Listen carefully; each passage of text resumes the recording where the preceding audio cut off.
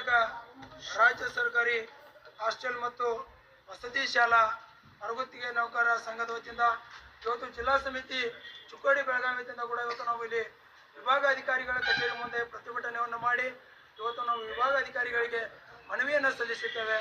So ಇವತ್ತಿನ ದಿವಸ ನಮ್ಮ ಬೇಡಿಕೆ ಏನಪ್ಪಾ ಅಂತಂದ್ರೆ ತಿಂಗಳಿಗೆ 31,000 ಸಂಬಳ ಕೊಡಬೇಕು, ನೇರವಾಗಿ ಇಲಾಖೆಯಿಂದ ವೇತನ ಕೊಡಬೇಕು. ಪ್ರಮುಖವಾದಂಥ ಬೇಡಿಕೆ ಏನಂದ್ರೆ ವಾರದ ರಜೆ ಕೊಡಬೇಕು.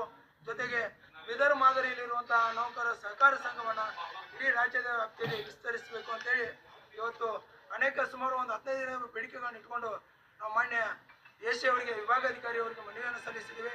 ಅವರು ನಮ್ಮ ನೌಕರರ ಸಕಾರಾತ್ಮಕವಾಗಿ ಒಂದು ಸ್ಪಂದಿಸಿ ಇವತ್ತೇ ಅವರು ಸಭೆ ಮಾಡಿ ಅದ್ರ ಬಗ್ಗೆ ಚರ್ಚೆಯನ್ನು ಮಾಡಿ ಪತ್ರ ಬರೀತೀವಿ ಅಂತ ಹೇಳಿ ಭರವಸೆಯನ್ನು ನೀಡಿದ್ದಾರೆ. ಸೊ ನಮ್ಮಲ್ಲಿರುವಂತಹ ಸುಮಾರು 15-20 ವರ್ಷದಿಂದ ಕೆಲಸ ಮಾಡುವಂತ ನಮಗೆ ಭದ್ರತೆ ಇಲ್ಲ. ಸುಮಾರು ಸರಿ ಇವ್ರಿಗೆ ನಾವು ಮನವಿ ಕೊಟ್ಟಿದ್ವಿ, ಆದರೆ ಪುಣ್ಯಾತ್ಮರು ಇವತ್ತು ನಮ್ಮ ವರ್ಷಕ್ಕೆ ಭೇಟಿಯಾಗಿ ಮನವಿ ತಗೊಂಡು ಮೀಟಿಂಗ್ ಅನ್ನು ಮಾಡ್ತಾ ಇದ್ದಾರೆ. ಸೊ ಅದು ನಮ್ಗೆ ಸಂತೋಷ.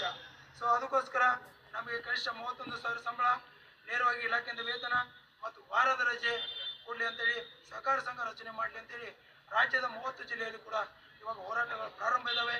ಇವತ್ತು ಅನೇಕರನ್ನ ಮತ್ತು ಇನ್ನೊಂದು ನಮ್ಮ ನೌಕರನ ಕೊಪ್ಪಳದಲ್ಲಿ ಏನು ಹೋರಾಟ ಮಾಡ್ತಿದ್ರು ಅದನ್ನು ಕೂಡ ನಾವು ಇವತ್ತು ಖಂಡಿಸ್ತೇವೆ.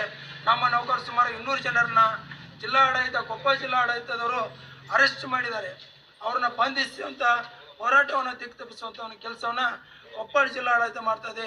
ಅಲ್ಲಿ ಇರುವಂತ ಜಿಲ್ಲಾಧಿಕಾರಿಗಳಿಗೆ ಮತ್ತು ಜಿಲ್ಲಾ ವರಿಷ್ಠಾಧಿಕಾರಿಗಳಿಗೆ ನಾವು ವಿರೋಧನ ಮಾಡ್ತೇವೆ. ಈ ಮೂಲಕ ಅವರು ಇದೇ ರೀತಿ ಏನಾದರೂ ಸರ್ಕಾರದವರು ಎಲ್ಲಾ ಜಿಲ್ಲೆಯಲ್ಲಿ ಮಾಡ್ತಾ ಹೋದ್ರೆ ನಾವು ಒಂದು ತೀವ್ರವಾದ ಹೋರಾಟವನ್ನ ಪ್ರತಿಯೊಂದು ಜಿಲ್ಲೆಯಲ್ಲಿ ಮತ್ತಷ್ಟು ತೀವ್ರವನ್ನು ಗೊಳಿಸ್ತೀವಿ. ಪ್ರದೀಪ್ ದಳವಾಯಿ ಅಂತ ಹಾಸ್ಟೆಲ್ ನೌಕರ ಸಂಘದ ರಾಜ್ಯ ಜಂಟಿ